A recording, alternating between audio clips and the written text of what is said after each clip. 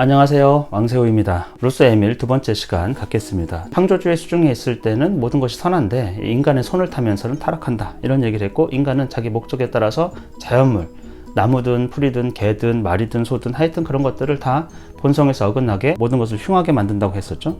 하지만 그런 식으로라도 하지 않으면 모든 것은 훨씬 더 악화될 것이다. 인간이 문명을 만들고 문화를 만들고 도시를 만들고 자연물을 가공하고 통제하기 시작하면서는 이 방향이 쭉 정해져서 그 방향으로 가게 될 거예요. 그거를 하다 말다 이렇게 할 수는 없지 않습니까?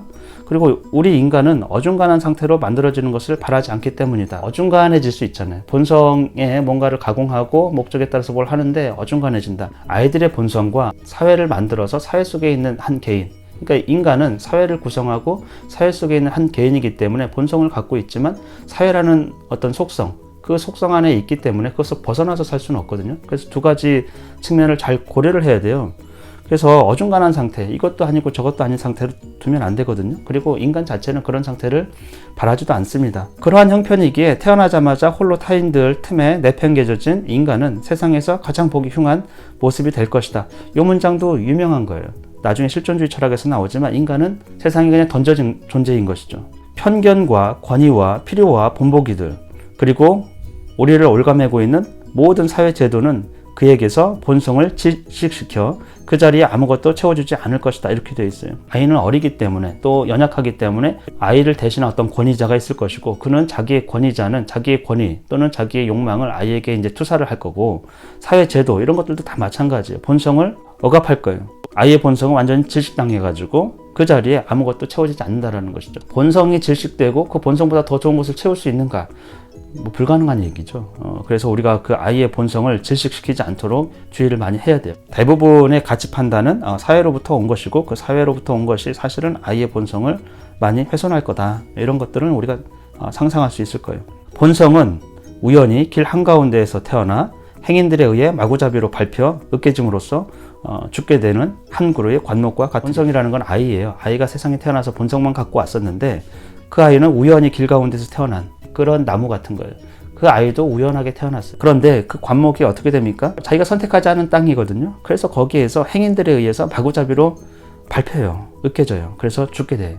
그와 같이 그 어린 아이도 그런 운명에 처해질 것이다. 물리적인 어떤 힘이 아니고 제도, 사회 제도 뭐 이런 것들에 의해 가지고 편견, 권위, 분보기 이런 것들에 의해 가지고 질식당한다라는 거예요. 내가 말하는 대상은 당신, 즉 갓 태어난 그 관목을 대로에서 비켜나게 하여 세상 사람들의 인습의 충격으로부터 보호해 줄 줄 아는 애정 깊고 용의 주던 어머니, 바로 당신이다.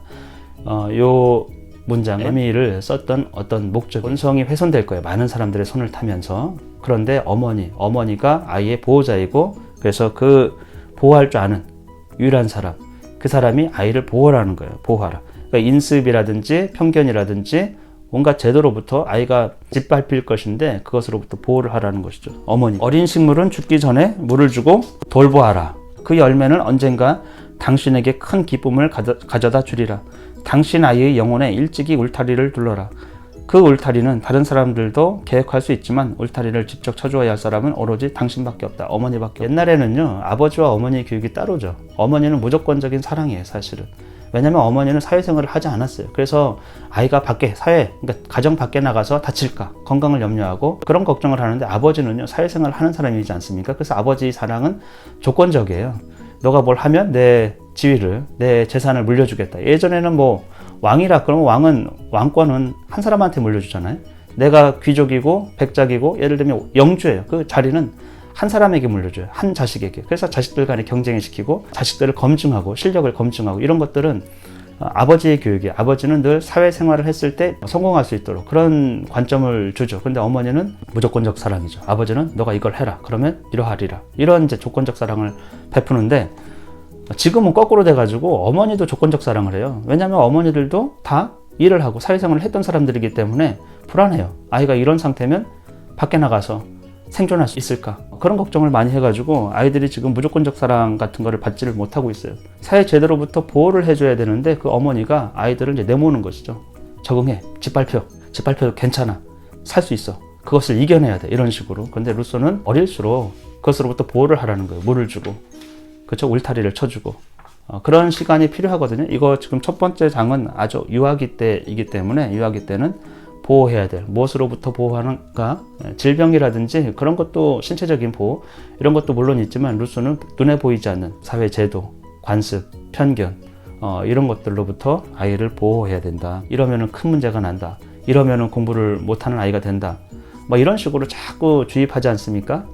그런데 그것으로부터 보호할 수 있는 아이의 본성을 좋게 보고 아이의 본성을 선한 것으로 지켜낼 수 있는 부모님도 그거 안 하면 아이는 정말 루소 말처럼 길가에 행인들이 지나가는 길가에 핀 어떤 꽃 짓밟히는 타고났던 어떤 본성과 재능 같은 것이 발현될 수 없는 그런 구조일 수도 있어요. 아이들이 보호받아야 될 어떤 본성이 있고 그것이 눈에 보이지 않는 어떤 제도와 편견과 이런 것들로부터 많이 짓밟히고 훼손될 수도 있다. 그런 관점을 좀 가져주면 좋을 것 같습니다.